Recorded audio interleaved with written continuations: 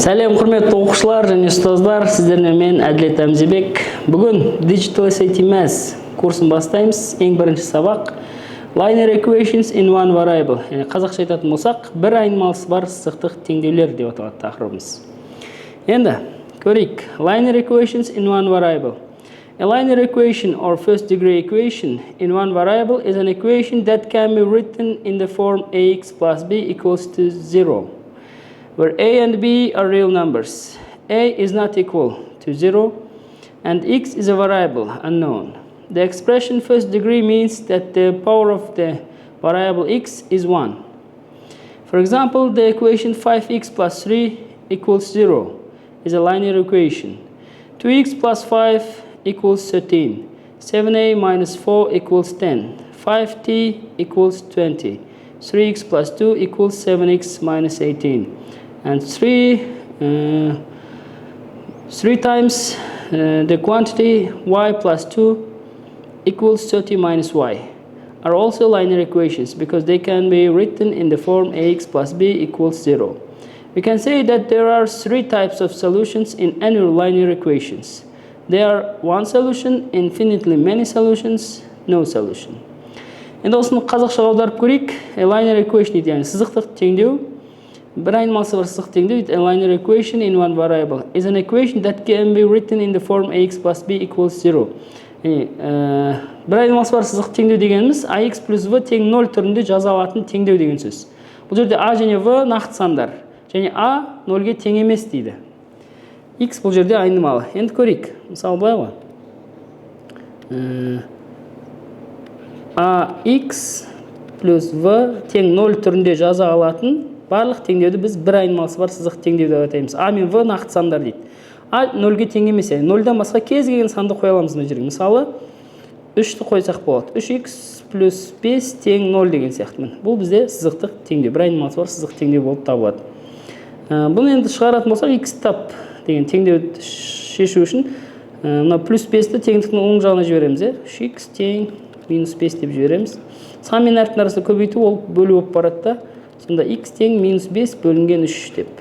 Осылай x таба аламыз. Бұл бізде бір айнымалысы бар сызықтық теңдеу. Енді бұл жерде айтып жатыр, x дегеніміз айнымалы, яғни белгісіз. The expression first degree means that the power of the variable x is 1. Бұл бірінші дәрежелі теңдеу дегеніміз, мынау x-тің дәрежесі 1-ге тең деген сөз. Мысалы, бұл жерде x-тің квадраты болса, бұл бізде квадрат теңдеу болып кететін еді. Мысалы, куб болуы мүмкін еді. Одан да үлкен дәрежелі теңдеулер болып кетуі мүмкін еді. Сондықтан бұл жерде first degree equation дегеніміз сол, x-тің дәрежесі әрқашан 1-ге тең деген сөз. Соны айтып жатыр бұл жерде.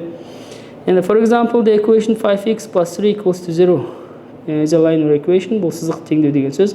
Мынау теңдеудің бәрі бізде сызық теңдеу болып табылады, қараңыздар. Are also linear equations because they can be written in the form ax plus b equals 0. Мұнан бәрін ax плюс v тең 0 түрінде жаза аламыз ғой біз. Көрдіңіздер ме? Жақшаны ашып бәрін келтіруге болады. Енді айтып жатыр, қараңыздар. We can say that there are three types of solutions in any linear equations. Кез келген осындай сызықтық теңдеулерде бізде үш түрлі жауап мәні болады. One solution, бір шешімі болуы мүмкін. Infinitely many solutions, шексіз көп шешім болуы мүмкін. No solution, шешім жоқ. Енді осыған жеке-жеке тоқталайық. Қараңыздар, one solution дегеніміз x equals any real number. X тең болу керек, кез келген бір нақты санға тең болса, ол жерде бізде бір ғана шешім болады. Мысалы, if the linear equation has one solution, its solution must be equal to any real number. Кез келген бір нақты санға тең болады. Мысалы, қараңыздар, example 1. 2x equals 6. 2x тең 6 дейді. How many solutions does the given equation have? Мынау теңдеудің қанша шешімі бар дейді. How many solutions does the given equation have? Енді бұны шығарып көрейік, мысалы. Шешімі 2x тең 6 деп тұр. Сан мен әріптің арасында әрқашан көбейту болады, ол теңдіктің оң жағына бөлу өтеді. x тең 6 бөлінген 2. X тең 3 сан шықты. Яғни x тең қандай да бір сан болатын болса, бізде ол жерде бір ғана жауабы болады. Сонымен exactly 1 бір ғана шешімі, exactly 2 екі шешімі дейді, infinitely many шексіз көп шешімі, 0 шешім жоқ, яғни 0 шешім деп тұр. Бізде exactly 1 деген A жауабы болады екен. түсінікті ғой? How many solutions does the given equation have? Мынау теңдеудің қанша шешімі бар деген сөз. Яғни жауап бізде А болады. Answer A exactly 1. Міне дұрыс жауабы беріліп тұр. Келесі көрейік. Infinitely many solutions. Шексіз көп шешім болу үшін бізде 0 тең 0 деген жауап шығу керек. If the linear equation has many solutions, its solution must be 0 equals to 0. Example 2. 2x equals 2x. How many solutions does the given equation have? Мынау теңдеудің қанша шешімі бар деп тұр. Яғни бұны шешіп көрейік, қараңыздар. 2x тең 2x деп тұр ғой. Біз енді теңдеу шешкенде x бар өрнектер теңдіктің сол жағына сандарды оңға қарай жинаушы едік қой. 2x минус 2x тең 0 болып қалады. Мына жақта ешнәрсе жоқ болса 0 деп жазамыз ғой. 2x теңдіктің сол жағына кетіп қалды. 2x-тен 2x азайтсақ 0 қалады. 0 тең 0 болып тұр ғой міне. 0 тең 0 дегеніміз шексіз көп шешім бар деген сөз. Сонымен біз не есепте айтып жатыр? How many solutions does the given equation have? Берілген теңдеудің қанша шешім бар дейді. 0 тең 0 дегеніміз бізде шексіз көп шешім болады. Infinitely many solutions. Себебі не үшін қараңыздар? X-тің орнына кез келген санды қойсақ, біз теңдігіміз дұрыс болады ғой. Мысалы, қараңыздар. X-тің орнына мен 5-ті қойсам, 2-ні 5-ке көйсек 10 тең 10 болады. Бұл шешімі дұрыс. X тең 5 деген жауап дұрыс. X орнына мен 6-ны қойсам да болады, қараңыздар. 6-ны қойсам 12 тең 12. Бұл да дұрыс. Яғни X-тің орнына кез келген санды қойсам мен теңдігім дұрыс шығады. Сол үшін шексіз көп шешім болады. Түсінікті ғой? Мен 0 тең 0 болған жағдайда біз теңдіктің шексіз көп шешім болады. Жауабы С жауабы болады. C. Infinitely many solutions. Дұрыс жауабы беріліп тұр. Келесі үшінші мысалды қарайық. No solution болған жағдайда, шешім жоқ болған кезде 0 тең non-zero real numbers. 0-ге тең емес, кез келген бір нақты сан берілсе, 0 тең сан болу керек та. 0 тең 0-ден басқа кез келген сан беріліп тұрса, теңдеуді шешкен кезде мысалы 0 тең 5 деген шығып қалса, 0 тең минус 3 деген шығып қалса, бізде шешім жоқ болады ол теңдеудің. If the linear equation has no solution, its solution must be 0 equals to non-zero real number. Example 3, қараймыз. 2x equals 2x plus 5. How many solutions does the given equation have? Мына берілген теңдеудің қанша шешім бар дейді. Неше шешім бар, шығарып көрейік, қараңыздар. 2x тең 2x плюс 5 деп тұр. Теңдеу шешкен кезде біз не істейміз? X бар өрнектерді сол жаққа, сандарды оңға қарай жинаймыз ғой. 2x минус 2x тең 5 болып қалады. 2x-тен 2x алсақ жойылып кетеді, 0 болады да, 0 тең сан болып қалды. Көрдіңіздер ме? 0 тең қандай да бір нақты сан, 0-ден басқа қандай да бір нақты сан болып қалса, бізде не болады? No solution, шешім жоқ болады. Себебі 0 5-ке тең емес қой. Бұл теңдік дұрыс емес деген сөз. Яғни бізде қанша шешім бар? 0. 0. 0 шешім бар, яғни шешім жоқ деген сөз ғой. Үш жағдайды қарастырдық, X тең сан болғанда бір жауап бар, бір шешім бар. 0 тең 0 болып қалғанда шексіз көп шешім бар. 0 тең сан болып қалса, бізде шешім жоқ. Яғни бұл D0 болады. Дұрыс жауап шығып тұр. Келесі енді қараймыз. Төртінші мысал. Example 4. 5x plus 15 equals to a multiplied by quantity x plus 3 over 2. In the given equation, a is a constant. If the equation has infinitely many solutions, what is the value of a дейді? Қараңыздар. A деген бұл жерде тұрақты сан дейді. Қандай да бір сан, ал бізде x айнымалы ғой. A бізде тұрақты сан, констант дейді. Теңдеудің шексіз көп шешім бар болса, infinitely many solutions. SAT-де осындай есептер кездеседі, қараңыздар. What is the value of A-ның мәнін тап дейді. Шексіз көп шешім бар. Бағана айтқанымыз үш шешім болады дегеніміз.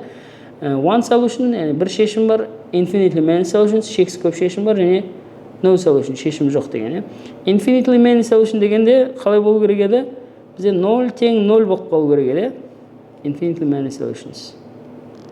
Осыған келтіру керек қой бізге енді. Бұл теңдеудің шексіз көп шешім бар дейді, яғни анықтап деп тұр ғой. Енді қараңыздар, пропорциямен 2-ні теңдіктің сол жағына көбейте салсақ болады. 2-ні әр өрнекке жеке-жеке көбейтеміз. 2-ні 5x-қа көбейтсек 10x қосылған 30 болады ғой. Тең a x плюс 3 болады. Бұлай оны кез келген өрнекті бөлшек айналдырып жүруге болады. Бөліміне 1 деп жазыппын. Пропорция ғой, қиғашынан көбейткен кезде. Мына екеуін көбейткен кезде 5x-ті 2-ге көбейтсек 10x, 15-ті 2-ге көбейтсек 30 шығады. Тең 1-ді кез келген өрнекке көбейтсек өзі шығады. Міне, қараңыздар. Енді бізге 0 тең 0-ге келтіру керек қой. Ол үшін біз былай істесек болады. Мына екеуінен 10-ды жақшаның сыртына шығарып жіберсек болады, иә? Ортақ бөлгіш болып тұр ғой, иә? Ортақ көбейткіш деп айтсақ болады, иә? 10 көбейді 3 деп алсақ, екеуіне де ортақ көбейткіш жақшаның сыртына шығару ғой, мен. 10-ды шығарып жіберсек, x қосу 3 қалады. Келісесіздер ме? Жақшаны жеке-жеке көбейтіп ашсақ, қайтып өзі шығады. 10x қосу 30. Тең, мына жақта a x плюс 3. Енді қараңыздар. X плюс 3 тұр, x плюс 3 тұр. Яғни a-ның орнында бізде 10 болып тұр ғой. Сонымен бізде a тең 10 деген жауабы шығады екен. Сонымен бізде с жауабы болады. Түсінікті ме? Есетін берілген қараңыздар. Өрнек теңдеу берілген 5x қосу 15 тең a көбейт x плюс 3 бөлінген 2 дейді. In the given equation берілген теңдеуде a is a constant. A тұрақты сан дейді. Қандай да бір сан дейді. If the equation has infinitely many solutions, егер теңдеудің шешімі өте көп болса дейді. What is the value of a? A-ның мәнін табыңыз дейді. Біз не істедік? Пропорция қылдық та. Infinitely many solutions болу үшін 0 тең 0 жойылып кету керек қой екеу. Теңдіктің екі жағы бір-біріне тең болып тұру керек. Біз не істедік? Пропорция қылдық та, ортақ көбейткіш жақшаның сыртына шығардық. X плюс 3 пен x плюс 3 екеуі тең. Мына екеуі тең болу үшін a тең 10 болу керек. Сол кезде бір-бірімен қысқартып жіберіп 0 тең 0 жасауға болады. Немесе бері қарай минус қылып әкеле саламыз да, азайтылып кетеді ғой, болды. 0 тең 0 бұл бізде infinitely many solutions болады екен.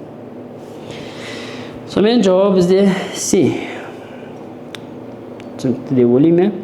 Келесі, example 5, 5-ші мысалды көрейік. Тура сонда мен теңдеу берілген 3 times the quantity kx minus n equals minus 5 over 7x minus 9 over 4. In the given equation, k and n are constants, and n is greater than 1. The equation has no solution. What is the value of k? дейді. Берілген теңдеуде, in the given equation дейді. Теңдеуде k және n тұрақты сандар. K және n. K және n бізде тұрақты сандар, constants. And n is greater than 1. n бізде бірден үлкен сан дейді. The equation has no solution. Теңдеудің шешімі жоқ. Шешім жоқ болу үшін не болу керек еді? Шешім жоқ болу үшін has no solution. Бізде 0 тең сан болып қалу керек, number деп жазылайық. Шешім жоқ болу, has no solution. What is the value of k? K-ның мәнін табыңыз дейді. SAT-де осындай есептер кездеседі, қараңыздар. K-ның мәнін табыңыз дейді. Енді біз бұл жерде 0 тең санға келтіруіміз керек. 0 тең санға. Яғни x-тарын бәрін жойып жіберу керек қой бізге. Бірінші жақшаны ашып алайық, қараңыздар. 3kx жеке-жеке көбейтсек 3kx минус 3n дейік. Тең минус 7-тен 5x минус 4-тен 9. X-тарды солға қарай жинайық. 3kx плюс болып келеді. 7-тен 5x. Сандарды 10-ға қарай жинайық. Минус 4-тен 9 плюс 3n дейік. Сонымен, мына жерде x-ті жақшаның сыртына шығарып жіберейік. Бізде x-тан жойылу керек қой. X жақшаның сыртына шығарып жіберсек 3k плюс 7-тен 5 болады. тең, мына жағы бізге қатты маңызды емес, тұра берсін. 4-тен 9 плюс 3n. N орнына бір сан болады да, қандай да бір сан шығады мына жақта мен. Бізде мына жағы сан болып тұр. Теңдіктің оң жағы сан болып тұр. Енді қараңыздар. Бізге мына жақты 0 қылу керек, no solution деп тұр ғой. Теңдіктің сол жағына 0-ге келтіру үшін біз не істейміз? Мынау жақшан үшін түгел 0-ға айналу керек қой. Жақшан үшін 0 болған кезде 0 мен x көбейтіліп кетеді да. Сол кезде 0 тең сан болып қалады. Бізге енді мақсат осы мынау жақшан үшін 0-ге теңестіру. Соны шығарайық енді, қараңыздар. 3k қосылған 7-тен 5 тең 0. Кам табу керек осы жерден. 3k теңдеуді шешкенде қалай? Айнымалысы барлар теңдіктің сол жағына сандарды оңға қарай жинаймыз ғой. Мынау плюс 7 емес, минус болып өтеді. Минус 7-тен 5. Ары қарай сан мен әріптің арасын көбейту, ол бөлу болып барады. Сонда минус 7-тен 5 бөлу болып барады, яғни көбейту 3-тен 1 деп те жазуға болады. Көбейту 3-тен 1. Астына келеді 3-тен 1. Сонымен k тең, алымына бөліне көбейтеміз. Минус 7, 5 бөлінген 21 болып тұр ғой. 7-ні 3-ке көбейтсек 21, 5-ті 1-ге, мына жағы 5 болып тұр.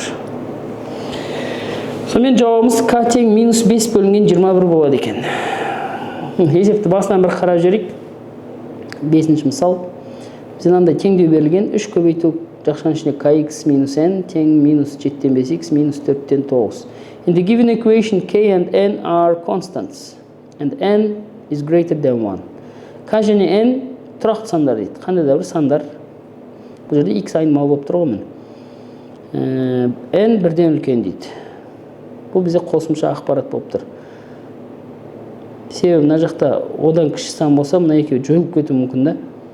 Сол үшін n бірден үлкен деген ақпарат беріп қойған бізге. Себебі басқа кез келген сан десе, мына жерде мынаған тура соған мәндер шығып 0 тең 0 болып қалуы мүмкін да. Сол үшін қосымша ақпарат беріліп тұр мынау. The equation has no solution дейді. Теңдеудің шешімі жоқ. Шешімі жоқ болса, ол қандай болу керек? 0 тең сан болу керек. 0 тең қандай да бір нақты сан. 0-ден басқа қандай да бір сан болу керек. Соны беріп тұр. The equation has no solution дейді. What is the value of k? K-ның мәнін табыңыз дейді. Біз не істедік? Жақшаны аштық. X-тарды солға жинадық, сандарды оңға жинадық. Бізге енді the equation has no solution дейді. Теңдеудің шешімі жоқ болса, бізде 0 тең сан болу керек қой. Мына жақта, яғни x-тан құтылуымыз керек қой бізмен. X жақшанысынан шығардық та, мынау жақшанысын 0-ге теңестіруіміз керек. K бізде минус 21-ден 5 болғанда жақшанышы 0-ге тең болады. Сол кезде 0-ді x-ға көбейтіп жүрсек, теңдіктің сол жағы 0, мына жақта қандай да бір сан шығады. 0 тең сан болған жағдайда бізде теңдеудің шешімі жоқ болады екен. Жауабы минус 5 бөлінген 21. Жауабымен сәйкес келіп тұр. Ары қарай. Solving an equation means finding the value of an unknown letter that satisfies the equation. A quicker way to add or subtract a quantity in an equation involves moving the quantity to the other side of the equation. However, when we move a quantity to the opposite side, the sign changes. For example, x plus b equals c. X equals c minus b. Plus бері қарай минус болып өтеді деп отыр. And y minus d equals e. Y equals e plus d. Минусымыз былай плюс болып өтеді, плюсымыз минус болып өтеді. Соны бұл жерде айтып отыр. Example 6. 6-шы мысал. Solve the equation. Теңдеуді шешіңіз дейді. X-тарды солға, сандарды оңға қарай жинай саламыз.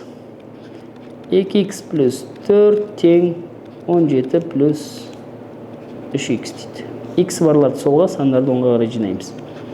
2x минус 3x тең 17 минус 4. Көрдіңіздер ма?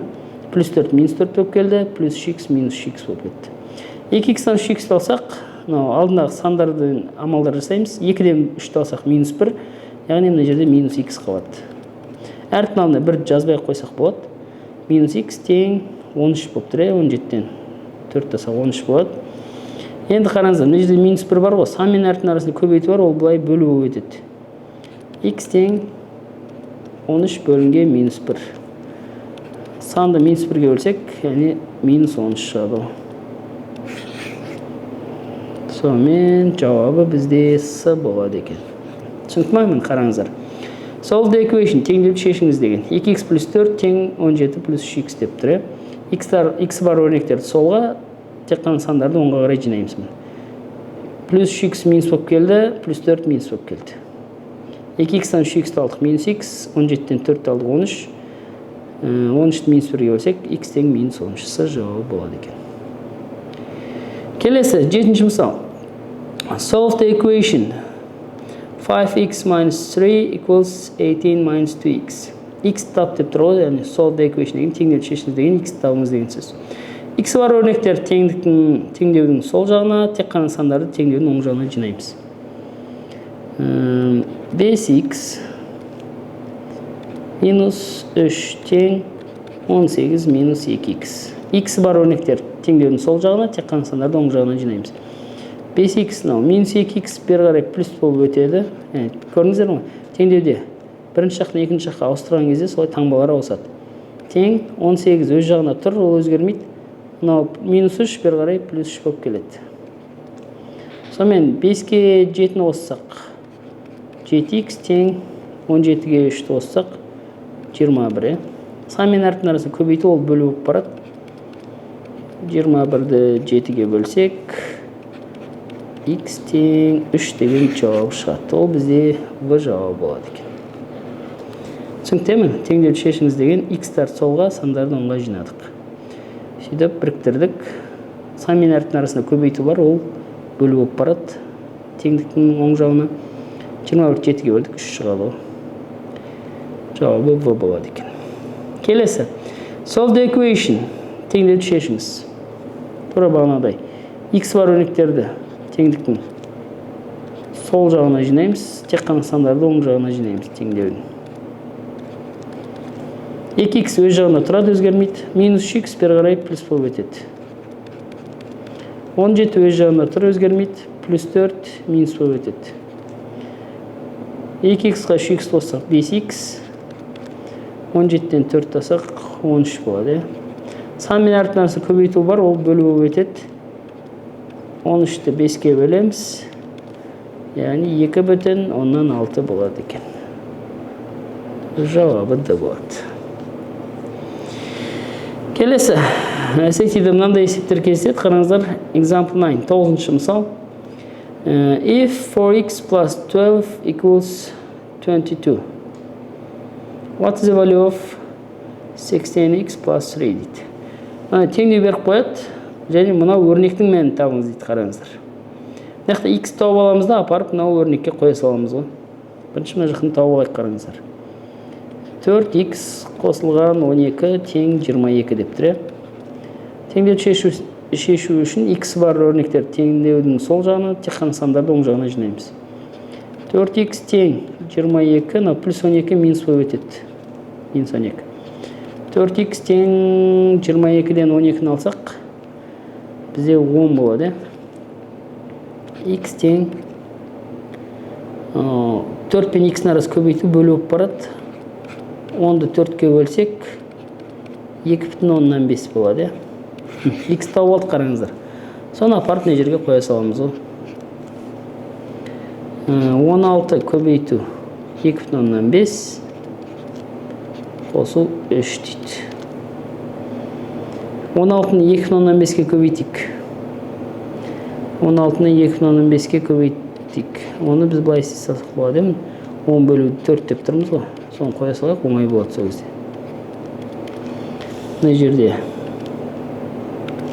16 мен 4 қысқарады. Мына жерде 1, мына жерде 4 қалады. 4 10-ға 40, 40-қа 3-те 43 болып тұр осында. Жауабы бізде В болады екен. Немесе калькуляторларыңыз бар болса, SAT-де калькулятор қолдануға болады. Соны қолдансаңыздар болады. 16-ны 2,5 көбейтесіздер. 40 шығады, оған 3 қосамыз, 43 болады. Түсінікті ғой мен. Теңдеу береді да, басқа бір өрнек сұрайды. Оны тек қана x тап емес, басқа бір өрнек сұрайды. Қорқатын еш нәрсесі жоқ. x тауып алып апарып қоя саламыз. Жауабы v болады екен. Келесі, example 10. If 5x equals 35, what is the value of 15x дейді. 5x тең 35, 15x-дің мәнін табыңыз дейді. Тура бағанағыдай x тауып алып мына жерге қоя саламыз. 5x тең 35 деп тұр. Сан мен әріптің арасында көбейту бар, ол бөлу болып барады. X тең 35 бөлу 5. X тең 35 5-ке бөлсек 7 болады. 7-ні апарып, X-дің орнына қоямыз ғой. Сол кезде бізде 15 көбейту 7. 10-ды 7-ге 70, 5-ді 7-ге 35, 70-ге 35 қоссақ 105 болады ма? Сонымен С жауабы болады екен. Келесі, тағы мынандай есептер болады SAT-да. 2 multiplied by the quantity t plus 3 minus 4 times the quantity t minus 7 equals 28. 2 көбейту t плюс 3-тің минус 4 көбейту t минус 7 тең 28 дейді. What is the value of t in the solution to the given equation? T-ны табыңыз дейді. Бұндай жағдайда біз жақшаларды ашып, t-ларды бір жаққа, теңдіктің сол жағына, сандарды оңға қарай жинаймыз. Енді қараңыздар, жақшаның алдында сан тұрғанда, оны жақшаның ішіндегі әрбір мүшесіне жеке-жеке көбейтеміз. Мүшелеп көбейту дейді. 2-ні t-ға көбейтем, 2-ні 3-ке көбейтем. Жазып алайық. 2 t плюс 3. Азайту 4 t минус 7 тең 28 дейді. Жақшаның алдында сан тұрса, біз жеке-жеке көбейтеміз. t-ға бір рет, 3-ке бір рет.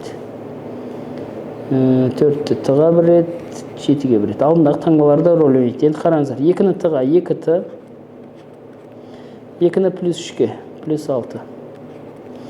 Минус 4-ті t-ға минус 4-ті. Минус 4-ті минус 7-ге, минус-минусқа көбейтсек, плюс болып кетеді, қараңыздар. Плюс 28. Тең 28. Енді t-ларды теңдеудің сол жағына, сандарды оңға қарай жинаймыз. 2-ті минус 4-ті. Тең 28 өз жағына тұр, қараңыздар. Мынау өзі тұр. Плюс 28 минус болып өтеді. Теңдіктің оң жағына.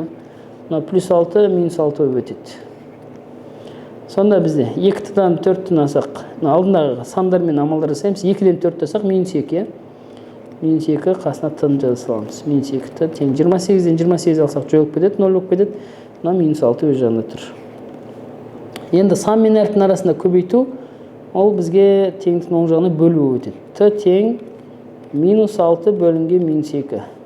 Бұл жерде бізде 3 деген жауап шығады екен. Түсінікті қоямын, тағы да берілгенде бір қарау жүрейік. Жақшаның алдындағы санды жеке-жеке көбейтіп ашып алдық. T-ларды теңдеудің сол жағына, сандарды оңға қарай жинадық. Сөйтіп, t тең 3 деген жауапты таптық. Келесі, 12-ші мысал. Енді қараңыздар, мына жерде бізде оңай болып тұр. Себебі жақшаның ішіндегі өрнектер бір дейді. SAT-да осындай есептер кездеседі, қараңыздар. What value of t is the solution to the given equation? T-ны табыңыз деп тұр. Бұл жерде оңай. Біз бұлай жаңа айнымалы енгізіп жіберсек болады, қараңыздар. t плюс 5 дегенде мен қандай да бір a деп жаңа айнымалы енгізіп жіберемін, қараңыздар. Яғни t плюс 5-дің орнына a-ны қоя саламын. Сол кезде менде бұл жерде 2a азайту 4a деген осындай қысқаша теңдеу шыға салады. Осылай шығарсаңыздар, сіздер SAT-да уақыт үнемдейсіздер, қараңыздар, осындай. Екі өрнек бірдей болып тұрса, оны жеке-жеке ашқаннан гөрі бізге бұлай тезірек болады. Қайталанған өрнекті a деп жаңа айнымалы енгізіп аламыз. Қараңыздар. Сонымен 2a минус 4a тең 28 деп тұр ғой. 2a-дан 4a асам, менде минус 2a болады. Алдындағы сандармен амалдар жасаймыз ғой. 2-ден 4 асақ минус 2a тең 28. Енді қараңыздар. Сан мен әріптің арасында көбейту ол бөлу болып барады. 28-ді минус 2-ге бөлеміз. a тең минус 14 болады. Енді қараңыздар, бұл бізде әлі есеп жауап шыққан жоқ. Біз тыны тапқан жоқпыз, аны тауып тұрмыз. Осыны апарып, мынау аның орнына енді қоя саламыз. Сол кезде оңай болады. Тыны табу керек бізге. Т плюс 5 тең минус 14. Үш жерде табу оңай болады. Плюс 5 теңдіктің оң жағына минус болып ауысады ғой. Минус 14 өз жағына тұр, ол ауыспайды. Плюс 5 минус 5 болып келеді. Сол кезде Т тең минус 19 болады екен. Жеке-жеке ашып та шығаруға болады, бәрібір тура осындай жауап шығады. Сәл ұзақтау болады ол, бірақ ол бізде оңай тәсілі. Осыны біліп алыңыздар. Сонымен Т тең минус 19. Жауабы минус 19. Келесі мысал. 13-ші мысалды көрейік. If 5 times the quantity x plus 5 equals 3 times the quantity x plus 4 plus 19, what is the value of x plus 3? Бізде теңдеу берілген 5 көбейту жақшаның ішінде x плюс 5 тең 3 көбейту жақшаның ішінде x плюс 4 қосы 19 дейді. Осы теңдеу берілген және x плюс 3-дің мәнін табыңыз дейді. What is the value of x plus 3? X плюс 3-дің мәнін табыңыз. Мына теңдеуден x тауып аламыз. Содан кейін барып, x-ның орнына апарып қоямыз. Бұл жерде енді қараңыздар, бірдей емес, көрдіңіздер ме? Бағанағыдай өрнектер бірдей болғанда а деп алып кететін. Бұл жерде әртүрлі болғандықтан енді амал жоқ, жақшаны ашуға тура келеді. Яққа жазайық. 5 дейді. X плюс 5 тең 3 x плюс 4 қосы 19. Жақшаны алдында сандырса, жеке-жеке көбейтеміз жақшаның ішіндегі әрбір өрнекке жеке-жеке көбейтеміз. 5-ті x-ға 5x қосылған 5-ті 5-ке 25, 3-ті x-ға 3x, 3-ті 4-ке 12 плюс 19.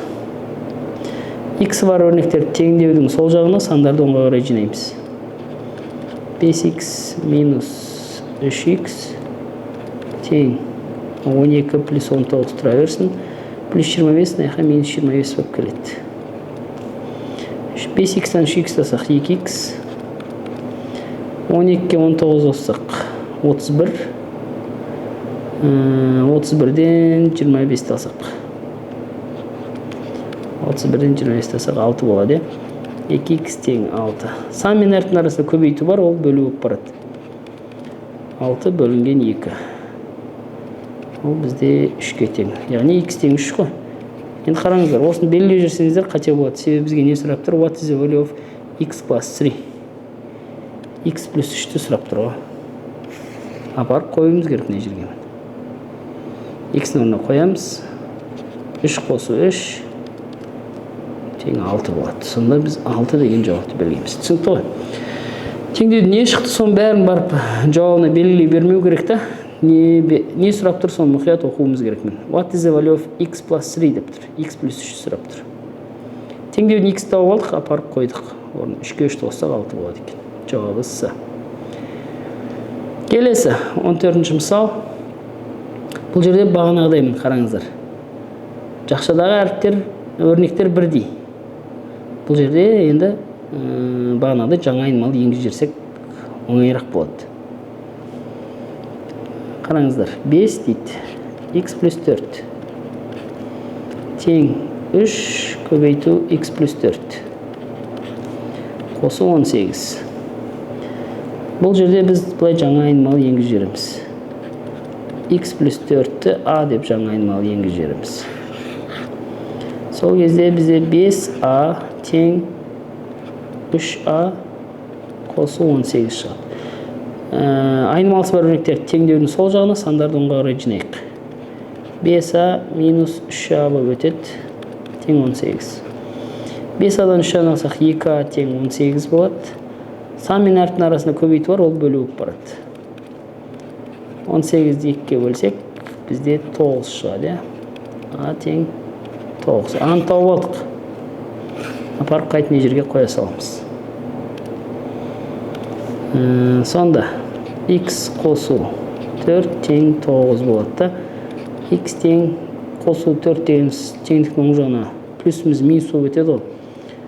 9-дан 4 алсақ 5 деген жауап шығады. Оны апарып тағы мына жерге қойымыз керек. Бізге 7x минус 3 сұрап тұр ғой. Яғни біз былай істейміз. 7 көбейту 5 минус 3 сұрап тұр. 7-ге 5-ті көбейтсек 35, 35-тен 3-ті алсақ 32 деген жауабы шығады екен. Сонымен жауабы 32. Келесі 15-ші мысал. Solve the equation дейді. Қараңыздар, бұндай жағдайда біз бөлшектер көп болса, ортақ бөлімге көбейтіп жіберсек оңай болады. 3-тен 1x минус 4-тен 3 тең 2-ден 1 минус 3x. Кез келген санның астында бір бар деп бөлшек айналдырып жүрсек болады. Қараңыздар. Енді бізге оңай жолы бар. Біз 3, 4, 2, 1. 4 санға ең кіші ортақ еселік бізде 12. Ең кіші ортақ еселік дегеніміз, әр санға 4 санға да бөлінетін ең кіші сан ғой. Ең кіші ортақ еселік 12 болады. 12 3-ке де бөлінеді, 4-ке де, 2-ке де, 1-ге де бөлінеді. Сол ең кіші ортақ еселікке бүкіл теңдеудің екі жағында көбейтіп жіберсек оңай болады. Бүкіл теңдеуді 12-ке көбейтеміз яғни. Сол кезде 12 мен 3 қысқарады да, 4-тен береміз. 12-ні 4-ке бөлсек, мына жақта 3 қалады. 12-ні 2-ке бөлсек, мына жақта 6 қалады. 12-ні 1-ге бөлсек, мына жақта 12 қалады. Бір сөзбен айтқанда бөлім бәрін жойып жібердік қой, көрдіңіздер ме? Тек қана міне алымдарындағы сан және көбейткіштер қалды. Бұларды көбейтеміз. 4-ті 1-ге көбейтсек 4, қасында x бар. 4x азайту. 3-ті 3-ке көбейтсек 9. 6-ны 1-ге көбейтсек 6. Минус 12-ні 3-ке көбейтсек 36x ба. Енді x-тарды солға, сандарды оңға жинаймыз. 4x қосылған 36x тең 6, минус 9 бері қарай плюс болып келеді. 4-ке 36-ны қоссақ 40x тең 15 бола ма? Сан мен әріптің арасында көбейту бар, ол бөлу болып барады. 15 бөлінген 40. Екеуінде қанша қысқартып жіберсек болады?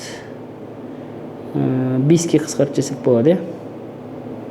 5-ке қысқартып жіберсек 3 бөлінген 8 ба? 3 бөлінген 8. 3-ті 8-ге бөлейік. Немесе екеуінде қанша? 4-ке бөліп жіберсек, бөлімінде 10 қалады. 15-ті 4-ке бөлсек 3-те 75 ба? 10-ға бөлсек В жауап шығып тұр ғой. Немесе калькуляторларыңыз бар болса 3-ті 8-ге бөлесаңыздар тура шығады ғой. 0,375. Жауабы бізде сомен В болады екен. Түсінікті ғой, мынандай бөлшек болған кезде міне бәрін бөлшек айналдырып жүреміз. Санның астына да бірді қойып жүреміз. Ең кіші ортақ еселікке көбейтіп жібереміз. Сол кезде бөлімдердің бәрі жойылып кетеді. Сөйтіп бәрі бір мынандай сызық теңдеуге келіп қалады ғой. X-тарды солға, сандарды оңға жинай саламыз. Жауабы В. Келесі мысал, 16-шы мысал. Solve the equation. Енді қараңыздар, бұл жерде екі бөлшек бір-біріне тең болса, біз пропорция құрай салсақ болады. Қиғашынан көбейтіп теңестіре салу, яғни. Былай ғой міне. 3x бөлінген 4 тең 1/2. Қараңыздар, пропорциядан былай қиғашынан көбейтіп теңестіру. 3x-ті 2-ге көбейтеміз. 3x көбейту 2 тең 4 көбейту 1. 6x тең 4. Сан мен әріптің арасында көбейту бар, ол бөлу болып барады. 4-ті бөлеміз 6-ға. Екеуді 2-ге қысқарады, 2/3. Жауабы бізде С болады екен. Түсінікті, екі бөлшек бір-біріне тең болған кезде пропорция құрай саламыз. Қиғашынан көбейтіп теңестіре саламыз. Жауабы С болады екен. Келесі, solve the equation, теңдеуді шешіңіз дейді. Тура сондаймын. Екі бөлшек бір-біріне тең болып тұрса, пропорция құрай саламыз. 2x плюс 5 бөлінген x минус 3. 3 бөлі 4. Қиғашынан бір-біріне көбейте саламыз. Мына жақта бізде 4 көбейту 2x плюс 5 дейік. Мына жақта 3 көбейту x минус 3 дейік. Жақшанымда сан тұрса жеке-жеке көбейтеміз. Жақшаның ішіндегі әрбір мүшесіне жеке-жеке. 4-ті 2x-қа көбейтсек 8x қосылған 4-ті 5-ке 20 болады. 3-ті x-қа көбейтсек 3x, 3-ті минус 3-ке минус 9. X бар өрнектерді теңдеудің сол жағына сандарды, тек қана сандарды оңға қарай жинаймыз. 8x өз жағында тұр, өзгермейді. 3x бер қарай минус 3x болып келеді. Минус 9 өз жағында тұр, өзгермейді. Плюс 20 минус 20 болып келеді. 8x-тан 3x-ті алсақ 5x тең жерде минус 29 болады. Сан мен әріптің арасында көбейту ол бөлу болып барады. Минус 29-ды 5-ке бөлеміз. Сол кезде минус 5 бүтін оннан 8 ба? Минус 5 бүтін оннан 8 болады. Калькуляторларыңыз бар болса 29 5-ке бөліңіздер, 5 бүтін оннан 8 шығады. Алдында минусы бар, яғни В жауабы болады екен. Түсінікті ғой? Екі бөлшек бір-біріне тең болғанда былай қиғашынан көбейтіп теңестіре саламыз. Яғни пропорцияның қасиеті ғой. Сонымен жауабы бізде В болады екен. Келесі 18-ші мысал. Бізде тура сондаймын екі бөлшек бір-біріне теңестіріп тұр. The value of x plus 8 is between which of the following pairs of values. Бізде теңдеу беріліп тұр. Теңдеуден x тауып алуымыз керек. X тауып не жерге апарып қоямыз. Яғни бұл әлі есеп біткен жоқ, қараңыз. Не жерге апарып қойғаннан кейін ол айтып отыр. The value of x plus 8 is between which of the following pairs of values. Мынау сандардың қайсының арасында жатады деп тұр ғой мынау өрнек. Бірінші нақты x табамыз, апарып қоямыз, сол санның мәні қай аралықта жатыр? Аралықпен берілген ғой. Көрейік, давайте шығарып. Пропорциямен шығарамыз. X плюс 5 бөлінген 2 тең. X плюс 5 бөлінген 11. SAT-де осындай есептер кездеседі, қараңыздар. Пропорциямен шығарамыз. 11-ді x плюс 5-ке көбейтеміз. 2-ні x плюс 5-ке көбейтеміз. Осы жерден x табуымыз керек. Жақшан алында сан тұрса жеке-жеке көбейтеміз. 11x қосылған 55. 2x қосылған 10.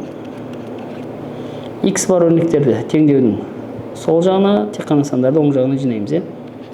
11x өз жағына тұр, өзгермейді. 2x өз таңбасы плюс, ешнәрсе жазылмаса плюс деген сөз. Бер қарай минус болып келеді. 2x.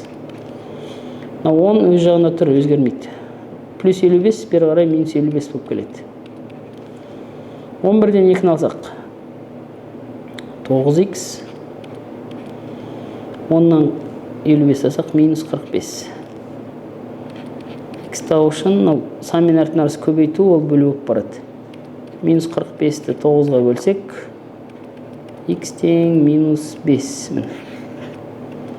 Біз не істедік? X тауып алдық, апарып қойуымыз керек енді осы жерге.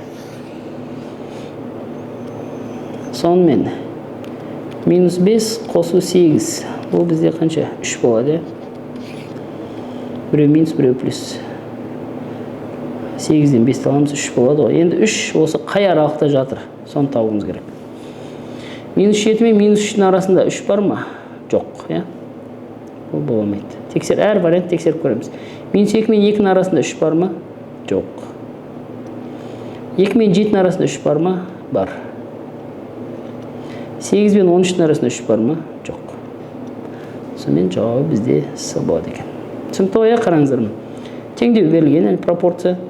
Осы жерден x плюс 8 қай аралықта жатыр еді? Қай сандардың арасында жатыр деп тұр ғой. The value of x plus 8 is between which of the following pairs of values.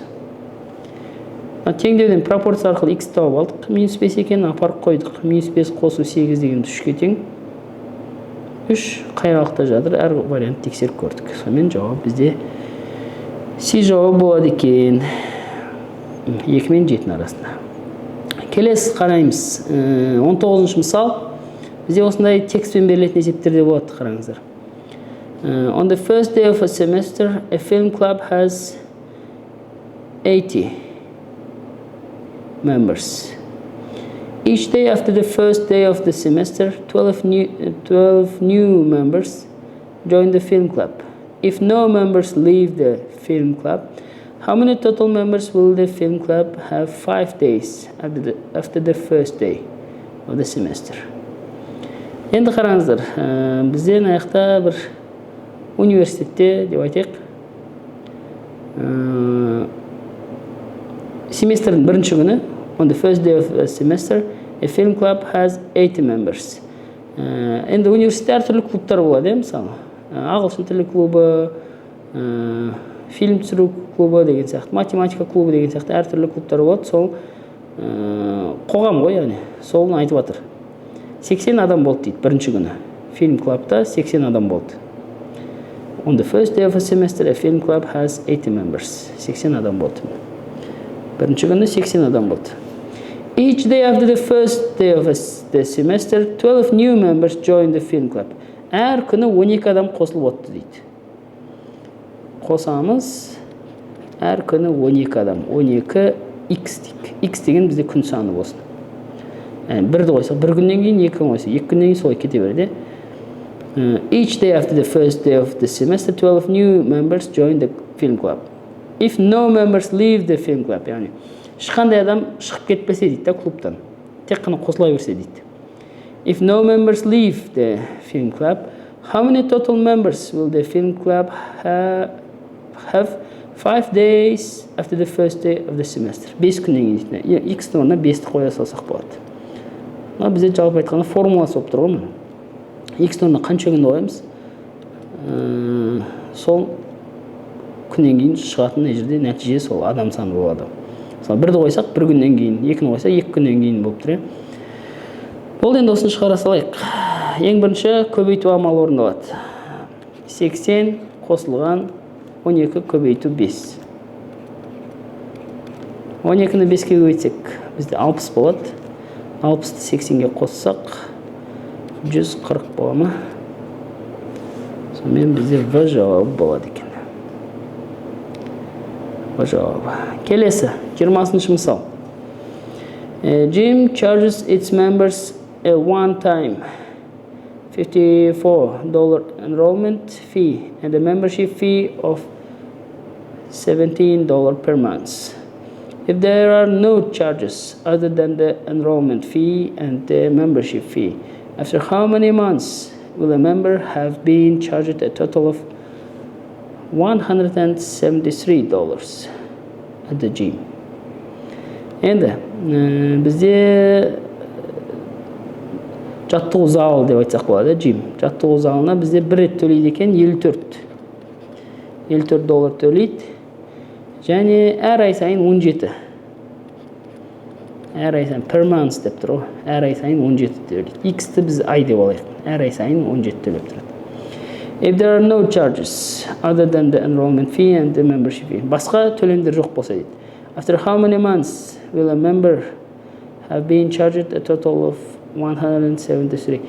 Қанша айдан кейін ол $173 төлейді дейді жалпы. Жалпыны мына жаққа жазамыз. Қанша айдан кейін деп тұр, X тап деп тұр ғой, яғни. Бір сөзбен қарасаңыздар, мына теңдеуді сөзбен беріп тұр ғой. Текстік есептер, мәтіндік есептер болып тұр ғой, яғни. Түсінікті қоямын, жаттығу залына бірінші $54 төлейсіз, содан әр ай сайын $17 төлеп тұрасыз дейді. Басқа төлем жоқ дейді. If there are no charges деп тұр, other than the enrollment fee and the membership fee. Сонымен, қанша айдан кейін жалпы $173 төлейді деп тұр адам. Теңдеуден X табуымыз керек қой. 17X өз жағына тұра береді, сандарды теңдіктің оң жағына жібереміз. 173, 54-дің алдында еш нәрсе жоқ болса, плюс деген сөз, ол бері қарай минус болып өтеді. Сонымен 17X тең 173-тен 54-ті алсақ, қанша болады? 13-тен 4-ті алсақ, бізде 9, не жерде 6 қалды ма? 1, 119. сан мен әріптің арасы көбейту ол бөлу болып барады. 119-ды 17-ге бөлеміз. Сол кезде бізде қаншадан болады? 6-дан болады, иә? 6 немесе 7-ден болып тұр ма? 7-ні 7-ге 49, немесе 70, иә? 7 айдан кейін болып тұр. Тексеріп көрейік, 17-ні 7-ге көбейтсек. 7-ні 7-ге 49, 4 ойда. 7-ні 1-ге 7, 11. Дұрыс, иә?